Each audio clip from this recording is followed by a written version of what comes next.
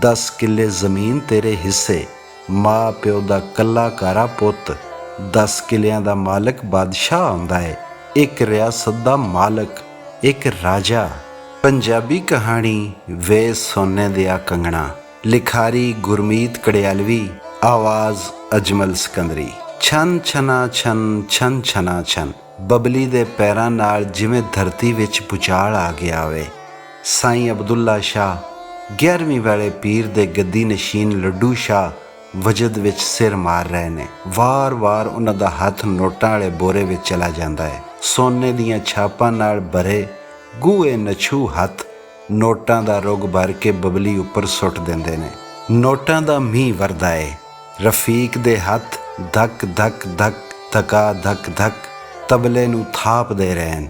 ਧਰਤੀ ਘੁੰਮਣ ਲੱਗਦੀ ਏ ਜਿਵੇਂ ਸਾਰੇ ਡੇਰੇ ਵਿੱਚ ਹੀ ਭੁਚਾਲ ਆ ਗਿਆ ਹੋਵੇ। ਦਿਨ ਦਿਨਾਂ ਦਿਨ, ਦਿਨ ਦਿਨਾਂ ਦਿਨ ਇੱਕ ਭੁਚਾਲ ਬਬਲੀ ਦੇ ਅੰਦਰ ਵੀ ਚੱਲ ਰਿਹਾ ਹੈ। ਉਸ ਦਾ ਜੀ ਕਰਦਾ ਏ ਨੱਚਣਾ ਛੱਡ ਕੇ ਸਾਈਂ ਦੇ ਤਕੀਏ ਨਾਲ ਸਿਰ ਜੋੜ ਕੇ ਢਾਹਾਂ ਮਾਰ ਮਾਰ ਕੇ ਰੋਵੇ। ਕੁੱਲ ਦੁਨੀਆ ਦੀ ਬੇੜੀ ਬੰਨੇ ਲਾਉਣ ਵਾਲਾ, ਦੋ ਜਹਾਨ ਦਾ ਵਾਲੀ, ਮਿਹਰਾਂ ਦਾ ਸਾਈਂ, ਗਰੀਬ ਨਵਾਜ਼, ਸੱਚੀ ਸਰਕਾਰ ਬਬਲੀ ਤੇ ਮਿਹਰ ਕਿਉਂ ਨਹੀਂ ਕਰਦਾ? ਉਸ ਦੀ ਡੱਕੋ ਡੋਲੇ ਖਾ ਰਹੀ ਬੇੜੀ ਨੂੰ ਪੱਤਨ ਤੇ ਕਿਉਂ ਨਹੀਂ ਲਗਾਉਂਦਾ? ਛਨ ਛਨਾ ਛਨ। ਬਬਲੀ ਦੇ ਅੰਦਰਲਾ ਭੁਚਾਲ ਥੰਮਣ ਦਾ ਨਾਂ ਹੀ ਨਹੀਂ ਲੈ ਰਿਹਾ ਤੇ ਨਾ ਹੀ ਥੰਮਦੇ ਹਨ ਉਸ ਦੇ ਪੈਰ। ਡੇਰੇ ਤੇ ਚੌਂਕੀ ਭਰਨ ਵਾਲਿਆਂ ਦੀ ਜੁੜੀ ਭੀੜ ਵਿੱਚ ਬੈਠੇ ਦਾਨੇ ਬੁੱਢੀਆਂ ਬੰਦੇ ਹੱਥ ਜੋੜੀ ਧੰਨ ਸੱਚੀ ਸਰਕਾਰ, ਧੰਨ ਸੱਚੀ ਸਰਕਾਰ, ਮਿਹਰ ਸਾਈਂ ਮਿਹਰ ਕਰਦੇ ਹਨ। ਭੀੜ ਵਿੱਚ ਜ਼ਿਆਦਾ ਗਿਣਤੀ ਮੁੰਡੇਰ ਦੀ ਹੈ ਜਿਹੜੀ ਬਬਲੀ ਵਰਗੀਆਂ ਦਾ ਨਾਚ ਵੇਖਣ ਆਈ ਹੈ। ਹਰ 11ਵੀਂ ਵਾਲੀ ਰਾਤ ਪੀਰ ਦੇ ਡੇਰੇ ਤੇ ਜੁੜਦੀ ਇਹ ਭੀੜ ਬਬਲੀ ਦੇ ਨਾਚ, ਨਖਰੇ ਅਤੇ ਹੁਸਨ ਦੀ ਮੁਰੀਦ ਹੈ। ਤੂੰਬਿਆਂ ਅਲਗੋਜ਼ਿਆਂ ਵਾਲੇ ਗਮੰਤਰੀ, ਲੋਕ ਗਾਇਕ ਅਤੇ ਅਖਾੜੇ ਲਾ ਕੇ ਗਾਉਣ ਵਾਲੇ ਮਾਲਵੇ ਵਿੱਚੋਂ ਦੂਰ ਦੂਰ ਤੋਂ ਆਏ। ਰਾਤ ਦੇ ਦੂਜੇ ਪਹਿਰ ਨਚਾਰਾਂ ਦੀ ਵਾਰੀ ਆਉਂਦੀ ਹੈ। ਡਰਮ, ਢੋਲ ਤੇ ਬੀਨਾਂ ਦੀਆਂ ਸੁਰਾਂ ਤੇ ਪੈਲਾਂ ਪਾਉਂਦੇ। ਅਜੇ ਚੰਦ ਦੀ ਫਾਂਟ 2 ਕੁ ਹੱਥ ਰਹਿੰਦੀ ਹੁੰਦੀ ਹੈ ਜਦੋਂ ਤੀਜੇ ਪਹਿਰ ਮਿਹਨਤਾਂ ਦੀਆਂ ਟੋਲੀਆਂ ਹਾਰਮੋਨੀਅਮ, ਢੋਲਕੀ, ਤਬਲੇ ਅਤੇ ਚਿਮਟੇ ਦੀ ਤਾਲ ਤੇ ਥਿਰਕਣ ਲੱਗਦੀਆਂ ਨੇ। ਸਾਰੀ ਰਾਤ ਦੀ ਚੌਂਕੀ ਭਰਨ ਕਰਕੇ ਨਿੰਦਰਾਏ ਨੈਣਾ ਵਿੱਚ ਫਿਰ ਤੋਂ ਖੁਮਾਰੀ ਉਤਰ ਆਉਂਦੀ ਏ। ਨੀਂਦ ਦੀਆਂ ਝਪਕੀਆਂ ਮਾਰਦੇ ਲੋਕ ਤਾ ਥਈਆ ਦੇ ਬੋਲਾਂ ਉੱਤੇ ਹੱਥਾਂ ਦੀਆਂ ਦੋਵੇਂ ਤਲੀਆਂ ਜੋੜ ਕੇ ਵਜਾਈਆਂ ਤਾੜੀਆਂ ਦੀ ਖਨਕਾਰ ਨਾਲ ਹੁਲਾਸੇ ਜਾਂਦੇ ਨੇ। ਸਭ ਤੋਂ ਵੱਧ ਨਸ਼ੇ ਵਿੱਚ ਆਉਂਦੀ ਏ ਦੂਰ ਦੁਰਾਡੇ ਦੇ ਪਿੰਡਾਂ ਤੋਂ ਆਈ ਮੁੰਡੇਰ। ਬਬਲੀ ਦੇ ਪੈਰਾਂ ਦੀ ਥਿਰਕਣ ਕਈ ਮਨ ਚਲਿਆਂ ਦੇ ਅੰਦਰ ਤਾਰਾਂ ਫੇਰਦੀ ਏ। ਬਾਕੀ ਦੀਆਂ ਮਿਹਨਤ ਟੋਲੀਆਂ ਬਬਲੀ ਤੋਂ ਖਾਰ ਖਾਂਦੀਆਂ। ਬਬਲੀ ਤੇ ਵਰਦੇ ਨੋਟ ਨਾਂ ਲੈ ਲੈ ਕੇ ਕਰਾਈਆਂ ਵੇਲਾਂ ਉਹਨਾਂ ਦੇ ਕਾਲਜੇ ਵਿੱਚ ਟੀਸ ਪੈਦਾ ਕਰਦੀਆਂ ਨੇ। ਉਹ ਹਰ ਵਾਰ ਵਧੇਰੇ ਤਿਆਰੀ ਕਰਕੇ ਆਉਂਦੇ ਨੇ। ਕਈ ਦਿਨ ਰਾਤ ਦੀ ਲੰਬੀ ਰਿਆਜ਼। ਉਹ ਹਰ ਮੁਮਕਿਨ ਕੋਸ਼ਿਸ਼ ਕਰਦੇ ਨੇ ਕਿ ਉਹਨਾਂ ਦੇ ਪੈਰਾਂ ਦੀ ਥਰਕਣ ਨਾਲ ਵੀ ਡੇਰੇ ਦੀ ਧਰਤੀ 'ਚ ਕੰਬੜੀ ਛਿੜੇ, ਚੌਂਕੀ ਭਰਨ ਆਏ ਲੋਕਾਂ ਦੇ ਦਿਲਾਂ ਵਿੱਚ ਥਰਥਰਾਹਟ ਹੋਵੇ ਤੇ ਸਭ ਤੋਂ ਵੱਧ ਕਿ ਲੋਕ ਬਬਲੀ ਮਿਹਨਤ ਨੂੰ ਭੁੱਲ ਜਾਣ। ਪਰ ਬਬਲੀ ਤਾਂ ਲੋਕਾਂ ਦੇ ਦਿਲਾਂ ਵਿੱਚੋਂ ਨਿਕਲਦਾ ਹੀ ਨਹੀਂ। ਉਂਝ ਤਾਂ ਕਰੀਬ ਸਾਰੀਆਂ ਮਿਹਨਤ ਟੋਲੀਆਂ ਹੀ ਬਬਲੀ ਨਾਲ ਅੰਦਰ ਖਾਤੇ ਖਾਰ ਖਾਂਦੀਆਂ ਨੇ, ਪਰ ਬਬਲੀ ਪ੍ਰਤੀ ਸਭ ਤੋਂ ਵੱਧ ਈਰਖਾ ਰੱਖਦਾ ਹੈ ਸੋਟੀ ਮਿਹਨਤ। ਸੋਟੀ ਆਪਣੇ ਇਲਾਕੇ ਦਾ ਸਭ ਤੋਂ ਖੂਬਸੂਰਤ ਮਿਹਨਤ ਹੈ ਬਬਲੀ ਦੇ ਐਨ ਮੁਕਾਬਲੇ ਦਾ, ਸਗੋਂ ਉਸ ਤੋਂ ਵੀ ਅੱਗੇ, ਓਨਾ ਹੀ ਛੌਲਾ। ਪਰ ਬਬਲੀ ਵਿੱਚ ਤਾਂ ਪਤਾ ਨਹੀਂ ਕੀ ਕਰਾਮਾਤ ਹੈ, ਹੋਰ ਕੋਈ ਉਸ ਦੇ ਹਾਣ ਨੂੰ ਪਹੁੰਚਦਾ ਹੀ ਨਹੀਂ। ਕਈ ਮਿਹਨਤ ਤਾਂ ਇਹ ਵੀ ਕਹਿੰਦੇ ਨੇ ਕਿ ਬਬਲੀ ਤੇ ਪੀਰ ਮਿਹਰਬਾਨ ਨੇ। ਭੀੜ ਵਿੱਚ ਸੋਹਣੀ ਕਦੋਂ ਕੋ ਆ ਬੈਠਾ, ਕਿੰਨੀ ਵਾਰ ਵਰਜਿਆ ਉਸ ਨੂੰ ਪਰ ਰੁਕਦਾ ਹੀ ਨਹੀਂ। ਕਹਿ ਦਿੰਦਾ ਏ ਦਿਲ ਦਰਿਆ ਬੰਨ ਨਹੀਂ ਹੁੰਦਾ, ਮਲੋ ਮਲੀ ਖਿੱਚ ਲਿਆਂਦਾ। ਲੋਕ ਤਾਂ ਸਮਝਦੇ ਨੇ ਬਬਲੀ ਦੇ ਪੈਰਾਂ ਵਿੱਚ ਭੁਚਾਲ ਹੈ, ਪਰ ਲੋਕਾਂ ਨੂੰ ਕੀ ਪਤਾ ਭੁਚਾਲ ਬਬਲੀ ਦੇ ਪੈਰਾਂ ਵਿੱਚ ਨਹੀਂ, ਬਬਲੀ ਦੇ ਅੰਦਰ ਹੈ ਤੇ ਉਸ ਅੰਦਰਲੇ ਭੁਚਾਲ ਦਾ ਨਾਂ ਹੈ ਸੋਹਣੀ। ਕਿਉਂ ਫਕੀਰਾਂ ਦੇ ਪਿੱਛੇ ਪਿਆ ਰਹਿਣਾ ਹੈ? ਸਾਡਾ ਪੰਛੀਆਂ ਦਾ ਭਲਾ ਕੀ ਟਿਕਾਣਾ? ਤੈਨੂੰ ਪਤਾ ਹੈ ਪੰਛੀ ਤੇ ਦਰਵੇਸ਼ ਪੱਲੇ ਰਿਜ਼ਕ ਨਹੀਂ ਬੰਦੇ। ਫਿਰ ਮੇਰੇ ਕੋਲ ਹੈ ਵੀ ਕਿ ਤੈਨੂੰ ਸੌਂਪਣ ਲਈ? ਮੇਰੇ ਕੋਲ ਤਾਂ ਮੇਰਾ ਜਿਸਮ ਵੀ ਪੂਰਾ ਨਹੀਂ। ਰੱਬ ਨੇ ਤਾਂ ਮੈਨੂੰ ਪੂਰਾ ਮਨੁੱਖ ਹੀ ਨਹੀਂ ਬਣਾਇਆ। ਕੀ ਕਰੇਗਾ ਮੈਨੂੰ ਪਿਆਰ ਕਰਕੇ? ਕਿ ਪੰਛੀਆਂ ਨਾਲ ਲੋਕ ਪਿਆਰ ਨਹੀਂ ਕਰਦੇ? ਪਿਆਰ ਤਾਂ ਹੁੰਦਾ ਰਹੇਗਾ ਉਦੋਂ ਤੱਕ ਜਦੋਂ ਤੱਕ ਆਦਮ ਜ਼ਾਤ ਅੰਦਰ ਦਿਲ ਧੜਕਦਾ ਰਹੇਗਾ, ਜਦੋਂ ਤੱਕ ਧਰਤੀ ਘੁੰਮਦੀ ਹੈ, ਜਦੋਂ ਤੱਕ ਸੂਰਜ ਚੜ੍ਹਦਾ ਛੁਪਦਾ ਹੈ। ਹਵਾ ਰੁਮਕਦੀ ਹੈ, ਫੁੱਲ ਖਿੜਦੇ ਨੇ, ਤਿਤਲੀਆਂ ਉੱਡਦੀਆਂ ਨੇ, ਬੱਚੇ ਮੁਸਕਰਾਉਂਦੇ ਨੇ, ਲਗਰਾਂ ਫੁੱਟਦੀਆਂ ਨੇ। ਪਿਆਰ ਵੀ ਰਹੇਗਾ ਉਦੋਂ ਤੱਕ ਸੋਹਣੀ ਦਾ ਅੰਦਰਲਾ ਪਾਗਲਪਨ ਬੋਲਦਾ ਹੈ। ਤੇਰਾ ਨਾਂ ਹੀ ਸੋਹਣੀ ਨਹੀਂ, ਦਿਲ ਵੀ ਸੋਹਣਾ ਹੈ। ਤੂੰ ਸੋਹਣਾ ਹੈ, ਸੁਨੱਖਾ, ਨਿਰੀ ਪੂਰੀ ਮੂਰਤ। ਤੇਰੇ ਨਾਲ ਸੋਹਣੀ ਤੋਂ ਸੋਹਣੀ ਕੁੜੀ ਜੁੜ ਸਕਦੀ ਏ, ਤੇਰੇ ਨਾਲ ਵਿਆਹ ਕਰਵਾ ਲਵੇਗੀ। 10 ਕਿੱਲੇ ਜ਼ਮੀਨ ਤੇਰੇ ਹਿੱਸੇ, ਮਾਂ ਪਿਓ ਦਾ ਕੱਲਾ ਕਾਰਾ ਪੁੱਤ। 10 ਕਿੱਲਿਆਂ ਦਾ ਮਾਲਕ ਬਾਦਸ਼ਾਹ ਹੁੰਦਾ ਹੈ, ਇੱਕ ਰਿਆਸਤ ਦਾ ਮਾਲਕ, ਇੱਕ ਰਾਜਾ। ਇਹ 10 ਕਿੱਲੇ ਤਾਂ ਮੈਂ ਤੇਰੇ ਪੈਰਾਂ 'ਚ ਪਾਏ ਘੁੰਗਰੂਆਂ ਨਾਲ ਬੰਨ੍ਹ ਦਿੱਤੇ ਨੇ। ਸੋਹਣੀ ਕਿਵੇਂ ਵੀ ਨਹੀਂ ਸਮਝਦਾ, ਸਾਡਾ ਤੇ ਕੋਈ ਮੁਰਦਾ ਵੀ ਨਹੀਂ ਚੁੱਕਦਾ। ਸਾਡੇ ਤਾਂ ਮੁਰਦੇ ਦੇ ਮੱਥੇ ਲੱਗਣਾ ਵੀ ਗੁਨਾਹ ਸਮਝਿਆ ਜਾਂਦਾ ਹੈ। ਰਾਤ ਦੇ ਹਨੇਰੇ ਵਿੱਚ ਹੀ ਜਨਾਜ਼ਾ ਉੱਠਦਾ ਹੈ ਸਾਡਾ। ਛਿੱਤਰ ਮਾਰਦੇ ਲੈ ਜਾਂਦੇ ਨੇ ਅਰਥੀ ਨੂੰ, ਮੁੜ ਕਦੇ ਐਸ ਜੂਣੀ ਨਾ ਆਉਣ ਲਈ। ਸਾਡਾ ਤਾਂ ਕੋਈ ਪਰਛਾਵਾਂ ਵੀ ਨਹੀਂ ਲੈਂਦਾ, ਪਰ ਤੂੰ ਇਹ ਕਿ ਸਾਡਾ ਪਰਛਾਵਾਂ ਹੀ ਬਣਿਆ ਰਹਿਣਾ ਹੈ। ਜਾ ਬੀਬਾ, ਮੁੜ ਜਾ, ਕਿਉਂ ਦਰਵੇਸ਼ਾਂ ਦੀ ਮਿੱਟੀ ਖਰਾਬ ਕਰਨਾ ਹੈ। ਸਾਡੇ ਹਿੱਸੇ ਦਾ ਅਸਮਾਨ ਸਾਡੇ ਕੋਲ ਰਹਿਣ ਦੇ। ਇਸ ਅਸਮਾਨ ਵਿੱਚ ਨਫ਼ਰਤ ਹੀ ਨਫ਼ਰਤ ਹੈ, ਇਸ ਵਿੱਚੋਂ ਹਿੱਸਾ ਕਿਉਂ ਵੰਡਾਉਂਦਾ ਹੈ। ਆਪਣੇ ਹਿੱਸੇ ਦੀ ਨਫ਼ਰਤ ਦਾ ਜ਼ਹਿਰ ਅਸੀਂ ਤਾਂ ਉਮਰ ਪੀਣਾ ਹੈ। ਇਸ ਵਿੱਚੋਂ ਤੇਰੇ ਵਰਗਾ ਕੋਈ ਹਿੱਸਾ ਕਿਉਂ ਵੰਡਾਵੇ। ਕਿ ਤੇਰੇ ਅੰਦਰ ਦਿਲ ਨਹੀਂ ਜੋ ਤੈਨੂੰ ਮਜਬੂਰ ਕਰਦਾ ਹੋਵੇ ਕਿ ਤੈਨੂੰ ਕੋਈ ਪਿਆਰ ਕਰੇ। ਸੋਹਣੀ ਦੇ ਸਵਾਲ ਦਾ ਜਵਾਬ ਤਾਂ ਨਹੀਂ ਹੈ ਮੇਰੇ ਕੋਲ। ਕਿਸ ਦਾ ਦਿਲ ਨਹੀਂ ਕਰਦਾ ਕਿ ਉਸ ਨੂੰ ਕੋਈ ਪਿਆਰ ਕਰੇ, ਪਰ ਸਾਡੇ ਹਿੱਸੇ ਦੇ ਅਸਮਾਨ ਤੇ ਤਾਂ ਮੁਹੱਬਤ ਦਾ ਕੋਈ ਵੀ ਤਾਰਾ ਨਹੀਂ ਹੁੰਦਾ। ਇਸ ਕਰਕੇ ਅਸੀਂ ਮਸਤ ਲੋਕ ਕਿਸੇ ਨੂੰ ਪਿਆਰ ਨਹੀਂ ਕਰ ਸਕਦੇ। ਕਿ ਇਹ ਸੱਚ ਹੈ? ਮੇਰੇ ਸਿਰ ਤੇ ਹੱਥ ਰੱਖ ਕੇ ਸਹੁੰ ਖਾ। ਨਹੀਂ, ਤੂੰ ਆਪਣੀ ਸਹੁੰ ਨਾ ਪਵਾ। ਚੱਲ ਮੇਰੀ ਨਹੀਂ ਤਾਂ ਪੀਰ 11ਵੀਂ ਵਾਲੇ ਦੀ ਸਹੁੰ। 22 ਨਾ ਸੋਹਣੀ ਨਾ, ਇੰਜ ਨਹੀਂ ਕਰੀਦਾ। ਪੀਰਾਂ ਦੀ ਸਹੁੰ ਨਹੀਂ ਖਾਈਦੀ, ਨਾ ਝੂਠੀ ਨਾ ਸੱਚੀ। ਪੀਰਾਂ ਦੀ ਧਿਕ ਬੁਰੀ ਹੁੰਦੀ ਏ। ਪੀਰਾਂ ਦੇ ਧਿੱਕੇ ਹੋਏ ਤਾਂ ਅਸੀਂ ਧੱਕੇ ਖਾਂਦੇ ਫਿਰਦੇ ਹਾਂ। ਚੱਲ ਆਪਣੇ ਦਿਲ ਤੇ ਹੱਥ ਰੱਖ ਤੇ ਈਮਾਨ ਨਾਲ ਦੱਸ, ਤੇਰੇ ਦਿਲ ਅੰਦਰ ਮੁਹੱਬਤ ਦੀ ਕੋਈ ਲਹਿਰ ਨਹੀਂ ਉੱਠਦੀ। ਸੋਹਣੀ ਨੂੰ ਕਿਵੇਂ ਦੱਸਾਂ ਕਿ ਮੇਰਾ ਵੀ ਜੀ ਕਰਦਾ ਹੈ ਕੋਈ ਮੈਨੂੰ ਪਿਆਰ ਕਰੇ, ਮੈਨੂੰ ਤੋੜ ਸੁੱਟੇ, ਮੇਰੀਆਂ ਹੱਡੀਆਂ ਦਾ ਚੂਰਮਾ ਬਣਾ ਲਵੇ। ਮੇਰੇ ਅੰਦਰ ਮੁਹੱਬਤ ਦੀਆਂ ਲਹਿਰਾਂ ਨਹੀਂ ਦਰਿਆ ਵਗਦੇ ਨੇ। ਉਹ ਤਬਲੇ ਤੇ ਵੇਖ ਰਫੀਕ ਵੱਲ, ਉਹ ਵੀ ਕੜੀ ਵਰਗਾ ਗੱਭਰੂ ਸੀ ਤੇਰੇ ਵਾਂਗੂ। ਇੱਕ ਪਿਆਰ ਭਿੱਜੀ ਰੂਹ। ਤੂੰ ਇਹ ਕਿ ਆਪਣੇ 10 ਕਿੱਲੇ ਮੇਰੀਆਂ ਝਾਂਜਰਾਂ ਨਾਲ ਬੰਨ੍ਹ ਦੇਣਾ ਚਾਹੁੰਦਾ ਹੈ। ਉਸ ਕੋਲ ਤਾਂ ਕੁਝ ਵੀ ਨਹੀਂ ਸੀ। ਕਿਸੇ ਵਕਤ ਉਹ ਵੀ ਮੇਰੇ ਪਿੱਛੇ ਪਾਗਲ ਹੋਇਆ ਫਿਰਦਾ ਸੀ। ਫਿਰ ਉਸ ਦਾ ਇਹੀ ਪਾਗਲਪਨ ਇੱਕ ਦਿਨ ਉਸ ਨੂੰ ਮੇਰੇ ਚੁਬਾਰੇ ਦੀਆਂ ਪੌੜੀਆਂ ਚੜ੍ਹਾ ਲਿਆਇਆ ਸੀ। ਮੇਰੇ ਵੇਖਦਿਆਂ ਵੇਖਦਿਆਂ ਉਸ ਨੇ ਆਪਣਾ ਆਪ ਮੇਰੇ ਵਰਗਾ ਬਣਾ ਲਿਆ ਸੀ। ਕਿੰਨੇ ਦਿਨ ਤੜਪਦਾ ਰਿਹਾ ਸੀ, ਬੜੀ ਮੁਸ਼ਕਿਲ ਨਾਲ ਬਚਾਇਆ ਸੀ ਉਸ ਨੂੰ। ਬਚ ਜ਼ਰੂਰ ਗਿਆ ਸੀ, ਪਰ ਉਸ ਦੀ ਗਿਣਤੀ ਮਰਦ ਜ਼ਾਤ ਵਿੱਚੋਂ ਮਨਫੀ ਹੋ ਗਈ ਸੀ। ਉਸ ਦੀ ਵਿਧਵਾ ਬੁੱਢੀ ਮਾਂ ਨੇ ਰੋ ਰੋ ਕੇ ਬੁਰਾ ਹਾਲ ਕਰ ਲਿਆ ਸੀ। ਉਸ ਦੀਆਂ ਅੱਖਾਂ ਵਿੱਚ ਉਮਰੋਂ ਪਹਿਲਾਂ ਮੋਤੀਆ ਉਤਰ ਆਇਆ ਸੀ। ਮੈਂ ਤਾਂ ਉਸ ਦੀ ਹੀ ਗੁਨਾਹਗਾਰ ਹਾਂ। ਮੇਰੇ ਤੋਂ ਤਾਂ ਅਜੇ ਉਹੀ ਪਾਪ ਨਹੀਂ ਧੋਤਾ ਗਿਆ। ਕੀ ਕਰਾਂ ਉਸ ਦਾ? ਉਸ ਨੂੰ ਤਾਂ ਮੈਂ ਵਾਪਸ ਪਰਤ ਜਾਣ ਲਈ ਵੀ ਨਹੀਂ ਕਹਿ ਸਕਦੀ। ਵਾਪਸ ਪਰਤ ਜਾਣ ਲਈ ਹੁਣ ਉਸ ਕੋਲ ਬਚਿਆ ਹੀ ਕੀ ਹੈ?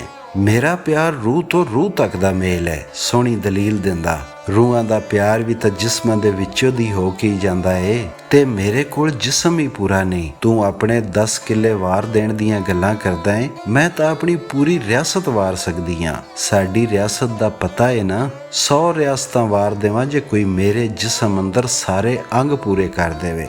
ਪਰ ਝਲਿਆ, ਏਡੀ ਕੁਜ਼ਰਤ ਕੌਣ ਕਰੇ? ਮੈਨੂੰ ਪਤਾ ਹੈ ਤੂੰ ਵੀ ਕਈ ਹੋਰਾਂ ਵਾਂਗ ਵਕਤ ਬਦਲ ਜਾਣ ਦੀਆਂ ਗੱਲਾਂ ਕਰੇਗਾ। ਹੋ ਰਹੀਆਂ ਨੇ ਇਹੋ ਜਿਹੀਆਂ ਗੱਲਾਂ।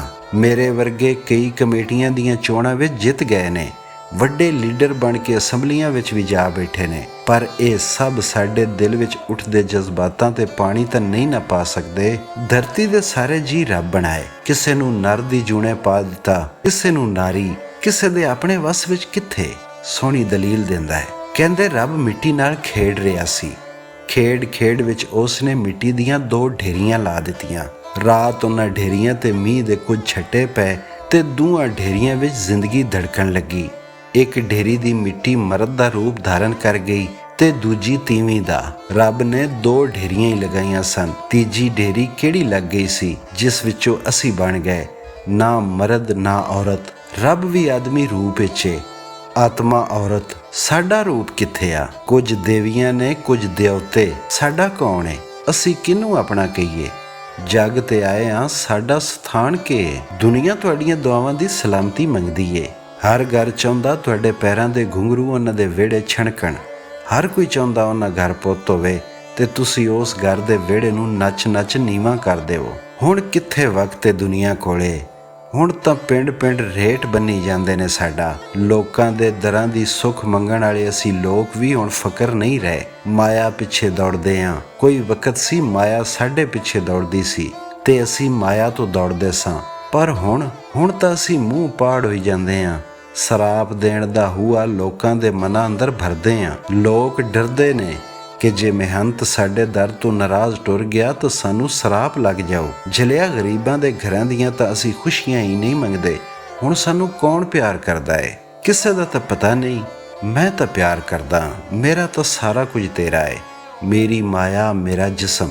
ਘਰ ਤੇਰੇ ਕੋਲ ਤੇਰੀ ਮਾਂ ਹੈ ਸੁੱਖਾਂ ਲੱਦੀ, ਜਿਸ ਨੇ ਤੇੜ ਤੜਾਂਗੀ ਬੰਨਣ ਤੋਂ ਲੈ ਕੇ ਅੱਜ ਤੱਕ ਤੇਰੇ ਭਰਵੇਂ ਅੰਗਾਂ ਨੂੰ ਤੱਕਦਿਆਂ ਕਿੰਨੇ ਹੀ ਵਰੇ ਅੱਖਾਂ ਵਿੱਚ ਜ਼ਰ ਲੈਣੇ। ਜੀਉਣ ਜੋਗੀ ਨੇ ਆਪਣੀ ਨੂੰਹ ਰਾਣੀ ਦੇ ਸਿਰ ਤੋਂ ਪਾਣੀ ਵਾਰ ਕੇ ਪੀਣਾ ਹੈ। ਰੰਗਲੇ ਪੀੜੇ ਤੇ ਬੈਠ ਕੇ ਪੋਤੇ ਪੋਤੀਆਂ ਨੂੰ ਖਿਡਾਉਣਾ ਹੈ। ਸਾਥੋਂ ਨਿਕਰਮੀਆਂ ਤੂੰ ਕੇ ਭਾਲਦਾ ਹੈ? ਮਾਂ ਦੇ ਸੁਪਨਿਆਂ 'ਚ ਕਿਰਚਾਂ ਕਿਉਂ ਬੀਜਦਾ ਹੈ? ਅਸੀਂ ਤਾਂ ਅੱਗੇ ਹੀ ਰੱਬ ਦੇ ਘਰੋਂ ਧਿੱਕੇ ਹੋਏ ਹਾਂ, ਹੋਰ ਪਾਪੀ ਤਾਂ ਨਾ ਬਣਾ। ਜਲਿਆ ਜਦੋਂ ਕਿਸੇ ਘਰ ਨਿਆਣਾ ਨਿੱਕਾ ਹੋਣ ਦੀ ਕੰਸੋ ਮਿਲਦੀ ਏ, ਸਾਡੀ ਬਰਾਦਰੀ ਵਧਾਈ ਮੰਗਣ ਪੁੱਜ ਜਾਂਦੀ ਏ। ਮੁੰਡੇ ਨੂੰ ਲੋਰੀ ਦੇਣ ਲਈ ਲੋਰੀਆਂ ਲਾਲ ਨੂੰ ਦੇਵਾਂ, ਮੈਂ ਤੇਰੇ ਸ਼ਗਨ ਮਨਾਵਾਂ। ਗਾਉਂਦੇ ਅਸੀਂ ਗੋਦੀ ਚੁੱਕ ਲੈਂਦੇ ਆਂ, ਨੱਚਦੇ ਗਾਉਂਦੇ ਮਲਕੜੇ ਜੇ ਨਵੇਂ ਜੰਮੇ ਬਾਲ ਦਾ ਜਣਨ ਅੰਗ ਢੋਹ ਲੈਂਦੇ ਆਂ। ਬੱਚਾ ਰੋ ਪੈਂਦਾ ਏ ਇਹ ਵੇਖਣ ਲਈ ਕਿ ਜਵਾਕ ਕਿਤੇ ਸਾਡੀ ਬਰਾਦਰੀ ਦਾ ਤਾਂ ਨਹੀਂ। ਸਾਡੇ ਵਰਗੀ ਤੀਸਰੀ ਕੌਮ ਬੜੀ ਸਫਾਈ ਨਾਲ ਅੱਖ ਬਚਾ ਕੇ ਕਾਜ ਕਰਦੇ ਹਾਂ। ਲੋਕਾਂ ਨੂੰ ਨਹੀਂ ਪਤਾ ਚੱਲਦਾ ਕਿ ਕੀ ਕੀਤਾ ਅਸੀਂ। ਤੇ ਹਾਂ, ਜੇ ਜਵਾਕ ਸਾਡੇ ਵਿੱਚੋਂ ਹੋਵੇ, ਅਸੀਂ ਰਾਤ ਦੇ ਹਨੇਰੇ ਵਿੱਚ ਮਾਂ ਪਿਓ ਤੋਂ ਲੈ ਕੇ ਜਾਂਦੇ ਹਾਂ। ਦੁੱਧ ਦੀ ਉਮਰੇ ਮਾਂ ਦੀ ਅੰਦਰ ਨਾਲੋਂ ਤੋੜ ਕੇ। ਮਾਂ ਦੀ ਗੋਦੀ ਦਾ ਨਿੱਘ ਸਾਡੇ ਵਰਗਿਆਂ ਦਾ ਨਸੀਬ ਨਹੀਂ ਬਣਦਾ। ਤੈਨੂੰ ਇੱਕ ਸੱਚੀ ਗੱਲ ਸੁਣਾਵਾਂ। ਇੱਕ ਮਾਂ ਦੇ 5 ਕੁੜੀਆਂ ਬਾਅਦ ਮੁੰਡਾ ਹੋਇਆ। ਮਸਾਂ ਕਿਤੇ ਸ਼ਰੀਕੇ ਕਬੀਲੇ ਵਿੱਚ ਉਹਦੀ ਜੜ ਲੱਗੀ ਸੀ। ਤੈਨੂੰ ਪਤਾ ਧੀਆਂ ਦੇ ਮਾਪਿਆਂ ਨੂੰ ਜੀਉਣ ਕਿਹੜਾ ਕੋਈ ਦਿੰਦਾ। ਜਦੋਂ ਜਵਾਕ 1.25 ਮਹੀਨੇ ਦਾ ਹੋਇਆ, ਅਸੀਂ ਵੀ ਵਧਾਈ ਲੈਣ ਪੁੱਜ ਗਏ। ਤੈਨੂੰ ਸੱਚੀ ਦੱਸਾਂ, ਜਦੋਂ ਅਜੇ ਥੋੜ੍ਹੇ ਜਿਹੇ ਘਰ ਰੱਬ ਕੋਈ ਚੰਗਾ ਜੀ ਦਿੰਦਾ ਹੈ ਨਾ, ਮੈਨੂੰ ਬੜੀ ਖੁਸ਼ੀ ਹੁੰਦੀ ਏ। ਬਿਆਨ ਨਹੀਂ ਹੁੰਦੀ ਮੈਥੋਂ। ਮੇਰਾ ਤੇ ਚਾਓ ਨਾ ਚੁੱਕਿਆ ਜਾਵੇ। ਵਹਿੰਦੇ ਵਹਿੰਦੇ ਵਿਹੜਾ ਭਰ ਗਿਆ। ਤੈਨੂੰ ਪਤਾ, ਜਿੱਥੇ ਬਬਲੀ ਹੋਵੇ, ਤੇਰੇ ਵਰਗੇ ਮਨ ਚਲੇ ਕਿਵੇਂ ਭੁੰਡਾਂ ਵਾਂਗੂ ਆ ਜੁੜਦੇ ਨੇ। ਲਓ ਜੀ, ਮੈਂ ਪੈਰਾਂ ਦੀ ਧਮਕਾਰ ਨਾਲ ਧਰਤੀ ਨੂੰ ਕਾਂਬਾ ਛੇੜਨਾ ਸ਼ੁਰੂ ਕਰ ਦਿੱਤਾ। ਮੈਂ ਇੱਕ ਗੱਲੋਂ ਹੈਰਾਨ ਪਰੇਸ਼ਾਨ। ਮੁੰਡੇ ਦੀ ਮਾਂ ਦਾ ਚਿਹਰਾ ਤਾਂ ਉਦਾਸਿਆ ਪਿਆ ਸੀ। ਉਸ ਦੀਆਂ ਅੱਖਾਂ ਵਿੱਚ ਉਤਰ ਆਈ ਪੀੜ ਮੈਂ ਸਾਫ਼ ਪੜ੍ਹ ਲਈ ਸੀ। ਉਂਝ ਉੱਪਰੋਂ ਕਦੇ ਕਦੇ ਹੱਸ ਪੈਂਦੀ ਸੀ। ਲੋਰੀ ਦੇਣ ਲਈ ਮੈਂ ਬੱਚਾ ਗੋਦੀ ਵਿੱਚ ਚੁੱਕਿਆ। ਬੱਚਾ ਮੈਨੂੰ ਫੜਾਉਣ ਲੱਗਿਆ ਉਸ ਨੇ ਅੱਖਾਂ ਮੈਥੋਂ ਚੁਰਾ ਲਈਆਂ। ਲੋਰੀ ਗਾਉਂਦਿਆਂ ਮੈਂ ਪੇੜ ਵਿੱਚ ਗੇੜਾ ਦੇ ਦਿੱਤਾ।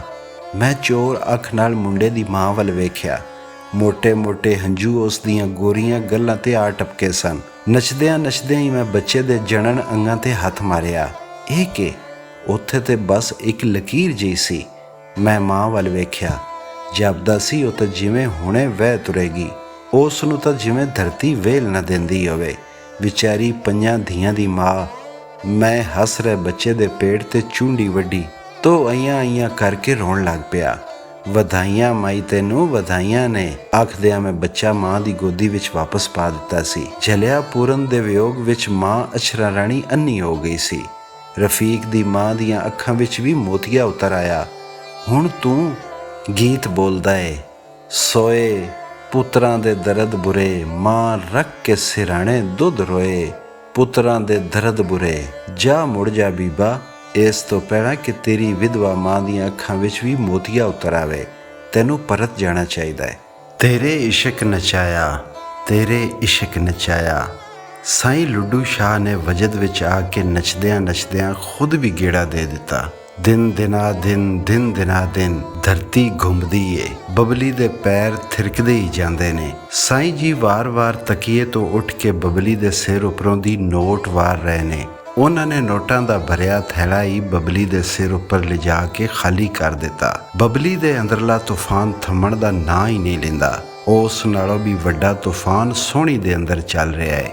ਉਸ ਦਾ ਜੀ ਕਰਦਾ ਹੈ ਪੈਰਾਂ ਨਾਲ ਘੁੰਘਰੂ ਬੰਨ੍ਹ ਕੇ ਬਬਲੀ ਦੇ ਨਾਲ ਹੀ ਨੱਚ ਪਏ। ਉਹ ਆਸੇ ਪਾਸੇ ਵੇਖਦਾ ਹੈ। ਸਾਰੇ ਲੋਕ ਮਸਤ ਨੇ, ਮਨ ਚਲੇ ਭੱਦੇ ਇਸ਼ਾਰੇ ਕਰ ਰਹੇ ਨੇ। 2-4 ਜ਼ਿਆਦਾ ਅਤੀਜਤ ਹੋਇਆਂ ਨੇ ਤਾਂ ਉਂਗਲਾਂ ਬਬਲੀ ਦੇ ਉਭਾਰਾਂ ਨੂੰ ਵੀ ਲਾ ਦਿੱਤੀਆਂ ਨੇ। ਕਾਮ ਦੇਵਤਾ ਕਾਲਾ ਸ਼ਾਹ ਨਾਗ ਬਣ ਕੇ ਕਈਆਂ ਦੇ ਸਿਰਾਂ ਉੱਪਰ ਸ਼ੂਕ ਰਿਹਾ ਹੈ। ਕਈ ਤਾਂ ਇਹ ਵੀ ਭੁੱਲ ਚੁੱਕੇ ਨੇ ਕਿ ਉਹ ਕਿਸੇ ਪੀਰ ਦੇ ਡੇਰੇ ਚੌਂਕੀ ਭਰਨ ਆਏ ਨੇ। ਇਹਨਾਂ ਵਿੱਚੋਂ ਕਈ ਤਾਂ ਪਿਛਲੀ 11ਵੀਂ ਸਮੇਂ ਕੀਤੀਆਂ ਗਲਤੀਆਂ ਦੀ ਭੁੱਲ ਬਖਸ਼ਾਉਣ ਵਾਲੇ ਵੀ ਹਨ। ਡੇਰੇ ਦੇ ਸੇਵਾਦਾਰ ਵਾਰ-ਵਾਰ ਲੋਕਾਂ ਨੂੰ ਦਿੱਕ ਦੂਰ ਕਰੀ ਜਾਂਦੇ ਨੇ। ਉਹ ਗੋਲ ਦਾਇਰੇ ਨੂੰ ਮੋਕਲਾ ਕਰਨ ਦੀ ਕੋਸ਼ਿਸ਼ ਕਰਦੇ ਨੇ, ਪਰ ਲੋਕ ਵਾਰ-ਵਾਰ ਖਿਸਕ ਕੇ ਦਾਇਰਾ ਭੀੜਾ ਕਰ ਲੈਂਦੇ ਨੇ। 11ਵੀਂ ਵਾਲੇ ਪੀਰ ਦਾ ਇਹ ਡੇਰਾ ਕਈ ਏਕੜਾਂ ਵਿੱਚ ਫੈਲੀ ਸੰਘਣੀ ਝੜੀ ਵਿੱਚ ਏ। ਦੂਰ ਫਕਰਾਂ ਮਸਤ ਮਲੰਗਾਂ ਦੀਆਂ ਟੋਲੀਆਂ ਧੂਣੇ ਦੁਖਾਈ ਬੈਠੀਆਂ ਹਨ। ਸਾਈਂ ਸਾਰਿਆਂ ਨੂੰ ਆਪਣਾ ਬਣਾਈ, ਸਾਈਂ ਭਗਤਾਂ ਦੀਆਂ ਦੂਰ ਬੁਲਾਈ।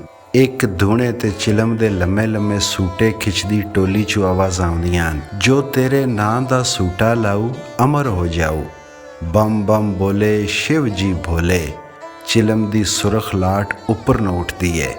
ਇੱਕ ਹੋਰ ਟੋਲੀ ਵਿੱਚ ਇੱਕ ਪਿਚਕੇ ਜਿਹੇ ਮੂੰਹ ਵਾਲਾ ਮਸਤ ਫਕੀਰ ਬ੍ਰਹਮਾ ਵੱਲੋਂ ਆਪਣੀ ਸੱਕੀ ਧੀ ਤੇ ਮੋਹ ਤੋਂ ਜਾਣ ਦੀ ਕਥਾ ਸੁਣਾ ਰਿਹਾ ਹੈ।